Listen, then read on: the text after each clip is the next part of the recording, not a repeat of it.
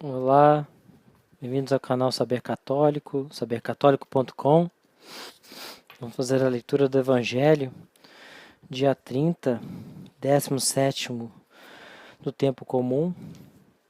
Evangelho de São Mateus, capítulo 13, versículos de 44 a 52. Proclamação do Evangelho de Nosso Senhor Jesus Cristo segundo Mateus. Glória a vós, Senhor. Naquele tempo disse Jesus aos seus discípulos: O reino dos céus é como um tesouro escondido no campo. Um homem o encontra e o mantém escondido. Cheio de alegria, ele vai, vende todos os seus bens e compra aquele campo. O reino dos céus é também como um comprador que procura pérolas preciosas. Quando encontra uma pérola de grande valor, ele vai e vende todos os seus bens e compra aquela pérola. O reino dos céus é ainda como uma rede lançada ao mar e que apanha peixes de todos os tipos. Quando está cheia, os pescadores puxam a rede para a praia.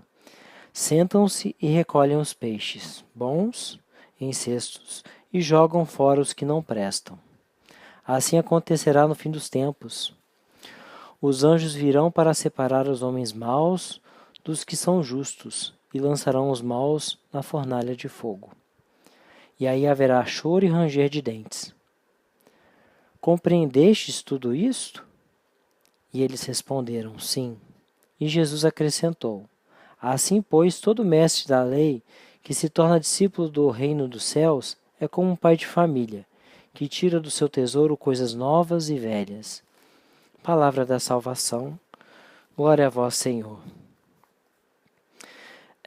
Reflexão, a gente pode ver aqui, se faz necessário investir sem medo e com alegria no projeto do reino dos céus. O Evangelho de hoje conclui o ensinamento de Jesus ministrado por meio de parábolas.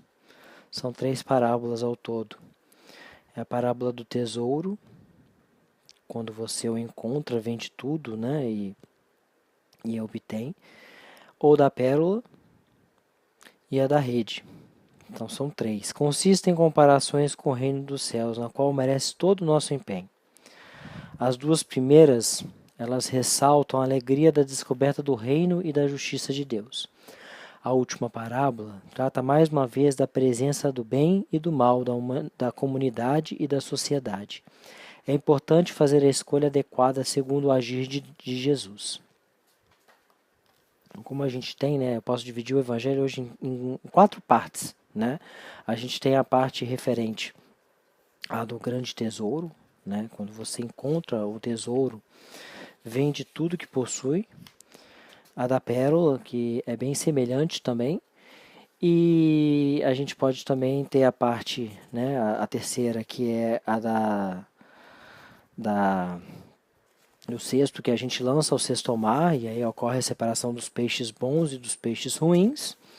E nós temos a última parte, que é Jesus, entrando em contato com os discípulos, em particular, e perguntando se eles entenderam bem o Evangelho, e eles disseram sim. Isso é bem importante. Então a gente pode ver aqui, 44, o versículo 44. O reino dos céus é semelhante a um tesouro escondido num campo, a qual quando um homem o acha, esconde-o, e, pelo gosto que sente ao de se achar, vai e vende tudo o que tem e compra aquele campo. Então, a gente pode ver aqui, São João Crisóstomo, ele levantou, as parábolas que o Senhor disse acima, do fermento, da mostarda, que teve a semente lançada, do Evangelho do semeador, sem ser domingo passado, do anterior, então assim tem aquela do fermento de mostarda, dizem a respeito do poder da pregação do Evangelho, que deveria submeter a todo mundo. Agora, para manifestar a preciosidade e a magnificência dessa pregação, vale-se da parábola do tesouro e da pedra preciosa, dizendo: o reino dos céus é semelhante a um tesouro escondido num campo. A pregação do Evangelho está ocultada no mundo, e se não a venderdes tudo, não a comprareis. Isso deveis fazê-lo com alegria. Por isso segue, a qual, quando um homem o acha, esconde-o.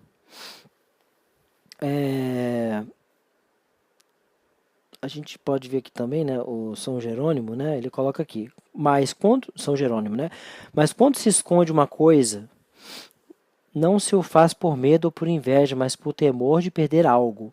Ele esconde em seu coração aquilo que preferiu às riquezas anteriores.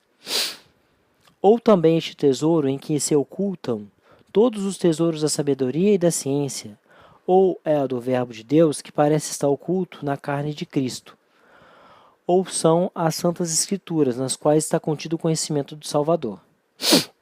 Santo Agostinho também disse aqui, né, na análise do Evangelho, né, nesse versículo 44, este tesouro escondido no campo são os 2 testamentos que há na igreja, nos quais, quando alguém chega a compreender uma parte, sente que ainda há grandes coisas ocultas nele. E vai vende tudo o que tem e o compra, ou seja, compra com o desprezo das coisas temporais, o ócio, para que seja rico com o conhecimento de Deus. Seguindo mais adiante, o Evangelho, versículo 44, quer dizer, 44 já foi agora, 45 a 46. O reino dos céus é também semelhante a um mercador que busca pérolas preciosas. A gente viu a parte aqui do tesouro escondido, agora é da pérola, né? O reino dos céus é também semelhante a um mercador que busca pérolas preciosas, e tendo encontrado uma de grande preço, vai e vende tudo que tem e compra. São João Crisóstomo disse, né, a palavra de Deus não somente oferece um grande lucro como tesouro, mas também é preciosa como uma pérola. O reino dos céus é também semelhante a um mercador. Na pregação, 2 coisas devem estar presentes: o fato de estar separada dos negócios da terra e de estar sempre vigilante. A verdade é uma e não está dividida, e por isso, na parábola, uma única pérola é encontrada. E é assim como aquele que possui uma pérola compreende que é rico, e só ele conhece o seu valor. Muitas vezes, se a pérola é pequena, apertam em sua mão. Assim sucede na pregação do Evangelho. Aqueles que possuem sabem que são ricos, mas os infiéis, que não conhecem esse tesouro, ignoram nossas riquezas. A gente pode ver aqui também Santo Agostinho, né, nesse trecho, né, 45, 46. Ou um homem que busca boas pérolas encontra só uma que é preciosa, isto é, ao buscar homens bons com quem possa viver utilmente, encontra-se um só que é sem pecado, que é Jesus Cristo.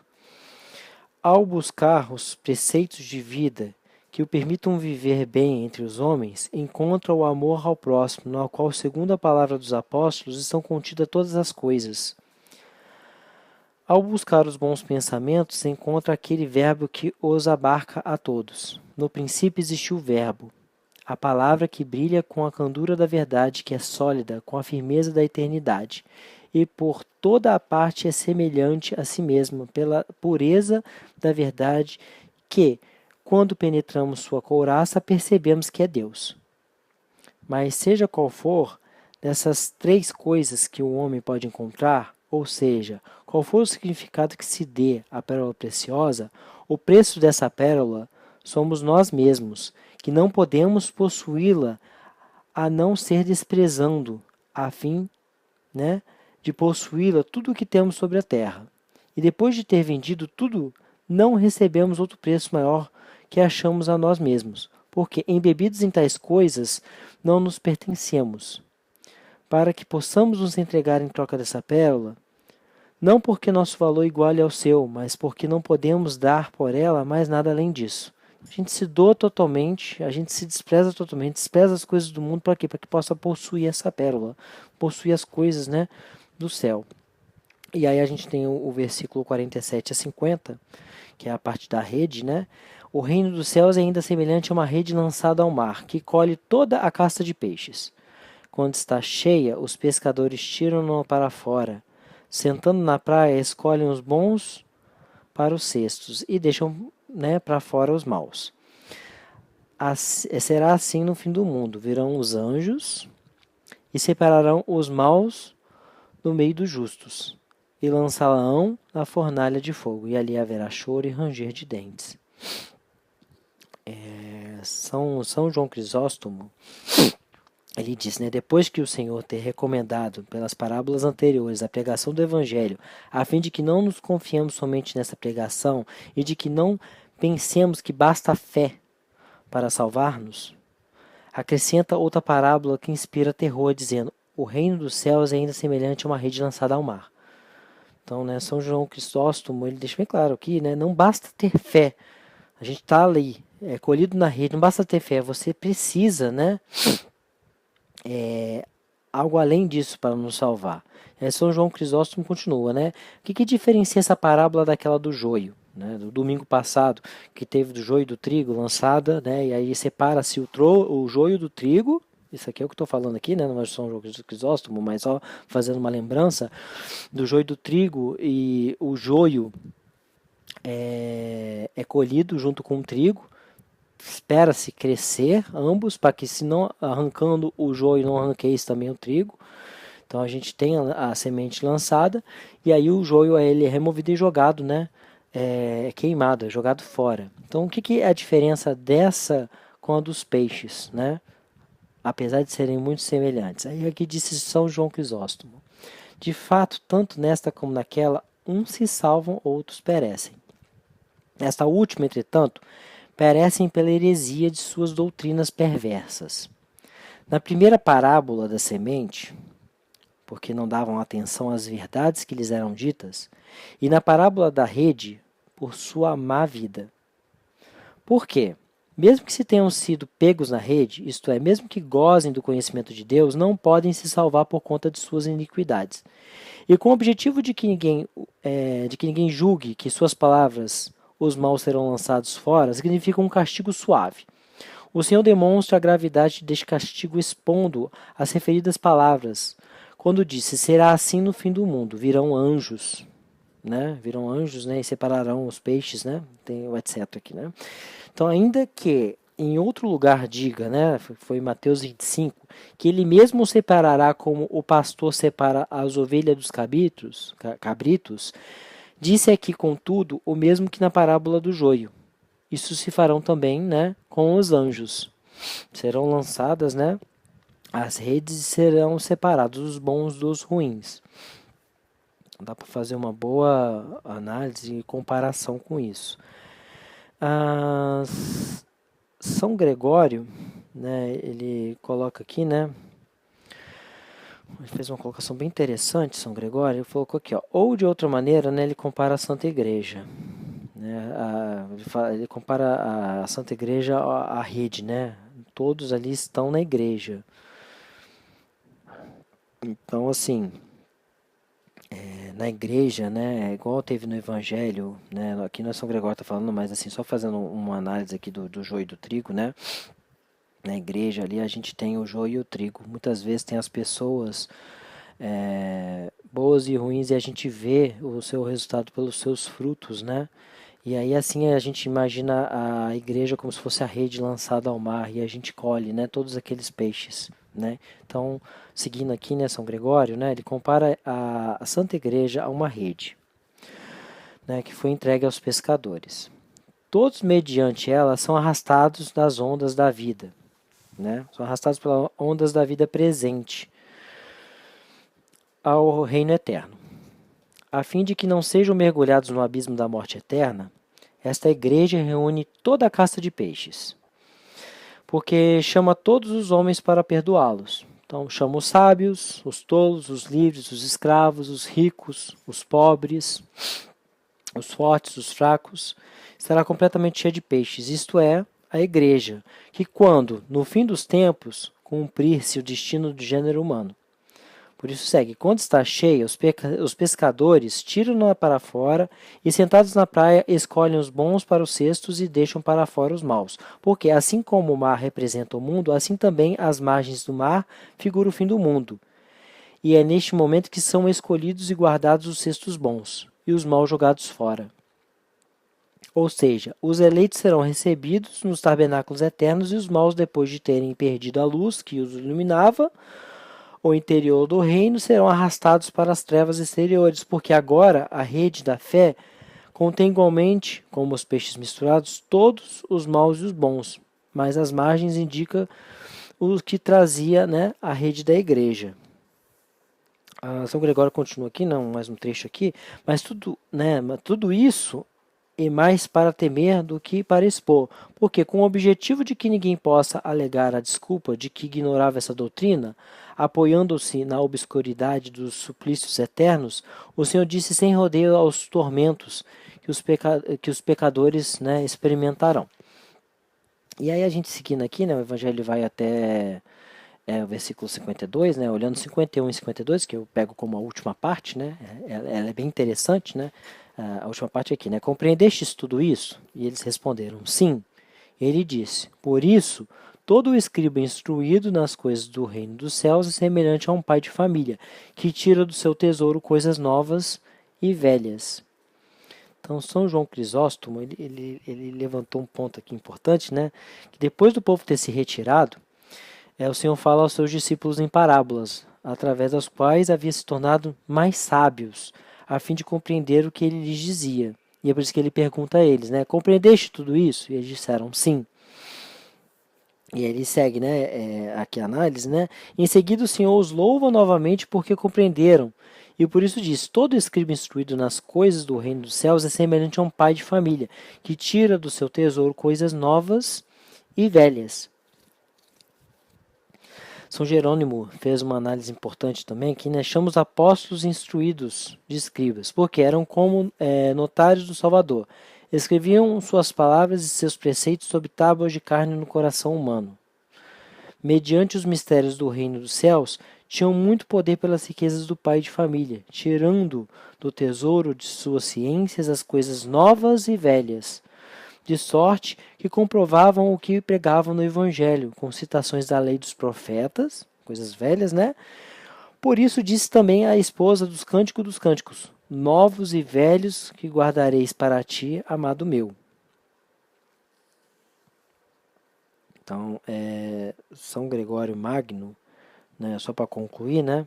Ou, de outra maneira, a coisa velha é o gênero humano, perecendo por sua culpa no suplício eterno, e a nova aquele que vive no reino como convertido, primeiramente nos propôs com comparações do reino, o tesouro encontrado e a pérola preciosa. Depois narrou as penas do inferno e a combustão que sofreriam dos malvados. E por via, na conclusão, acrescenta, por isso, todo escriba instruído, etc. Então, assim, aquele na Santa Igreja, né, o pregador, né, que é sábio, sabe tirar da suavidade do reino as coisas novas e dizer pelo terror do castigo as coisas antigas, a fim de enterrar com os castigos aquelas aos quais os prêmios não convencem. Então, tem toda essa parte, né, de obter, a partir das coisas velhas, as coisas novas, a instrução, a necessidade, a questão de que para o povo era explicado em parábolas, porém, né, para os apóstolos, né, eles recebiam essas informações, essas explicações. Para quê? Para que no futuro, como mestres, né, eles possam passar adiante o Evangelho, né, de nosso Senhor Jesus Cristo. Aqui a gente encerra então, né, as análises. Eu fiz o levantamento de vários santos, né, estou removendo essas análises aqui da Catena Áurea, né, levantamento de vários evangelistas da época e fazendo essa análise do Evangelho. Se você gostou do vídeo, curta, compartilhe e esse mesmo material ele vai poder também ser acessado no sabercatólico.com. Muito obrigado, até a próxima.